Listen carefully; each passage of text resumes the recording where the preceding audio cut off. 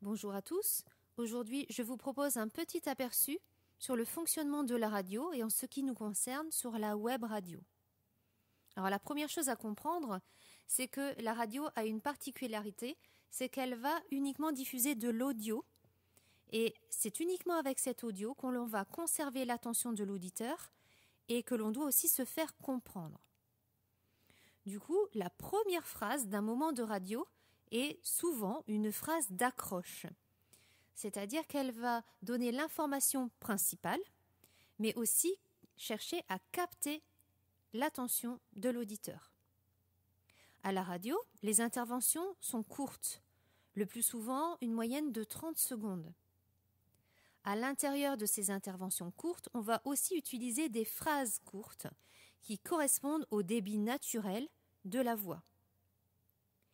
On va aussi utiliser un vocabulaire simple, car l'auditeur ne pourra pas retourner en arrière s'il n'a pas compris quelque chose et il n'a pas non plus d'éléments visuels pour l'aider à comprendre l'information. Enfin, on va utiliser des verbes conjugués au présent. Encore une fois, tous ces éléments permettent de conserver l'attention de l'auditeur et de se faire comprendre. Pour que la radio fonctionne, il y a différents rôles tenus évidemment par différentes personnes. Le rédacteur va gérer le déroulement de l'émission. Donc il va rédiger le conducteur et il va aussi coordonner les différentes personnes. Le présentateur, que l'on nomme aussi animateur, c'est la personne qui parle aux auditeurs. Il va aussi gérer les transitions entre les différentes émissions, par exemple, et diriger le programme. Le technicien, lui, gère les aspects techniques de la diffusion et de la production d'un programme.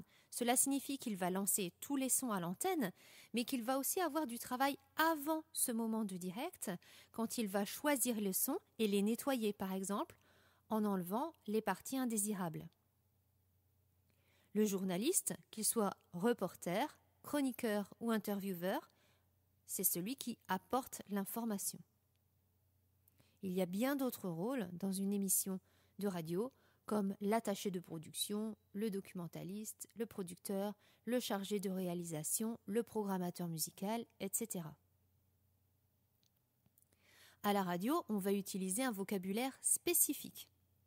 Le générique, c'est un extrait de musique plutôt court, qui dure de 30 à 40 secondes et qui va être diffusé au début et à la fin de l'émission pour la délimiter.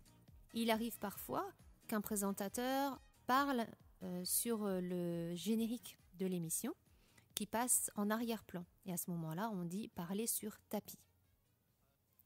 Le jingle, c'est une courte séquence sonore qui dure 10 à 20 secondes et qui va permettre l'identification d'un moment de radio. Ça peut être le nom de la radio ou le titre d'une émission. La virgule est une ponctuation sonore simple et brève, environ 5 secondes, qui va permettre d'articuler 2 moments de radio à l'intérieur d'une émission.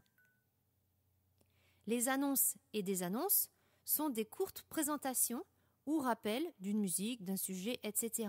Par exemple, nous écoutons maintenant La mauvaise réputation de Georges Brassens. Ou encore, c'était le reportage de Julie sur le continent de plastique. Le lancement, c'est une phrase qui permet d'introduire ce qui va suivre. Ça peut être une interview, une chronique, une chanson, etc. Mais c'est aussi un geste de la main qui indique à l'intervenant suivant qu'il doit commencer.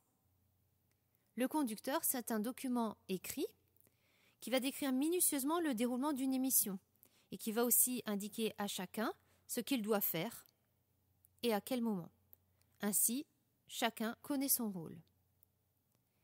Il y a encore bien d'autres termes comme habillage sonore, tapis, pad, écriture prompteur, etc. Quand on fait de la radio, on s'en doute, on doit rentrer dans le cadre légal. On ne peut pas faire n'importe quoi, n'importe comment. Par exemple, chacun est responsable des informations qu'il diffuse. Ces informations doivent donc être vraies, mais aussi respectueuses de la loi et des personnes. D'un point de vue financier, il y a aussi des droits d'auteur à payer sur les sons et les musiques qui sont diffusés et utilisés dans les émissions de radio. Parce que c'est le salaire des personnes qui ont créé ces musiques et ces sons. On peut aussi faire le choix d'utiliser des sons libres de droit, et donc gratuits. Enfin, on doit obtenir l'autorisation de diffuser la voix d'une personne à la radio. C'est un peu comme le droit à l'image, mais pour la voix. Maintenant que vous en savez plus sur la radio, c'est à votre tour. À vous les studios.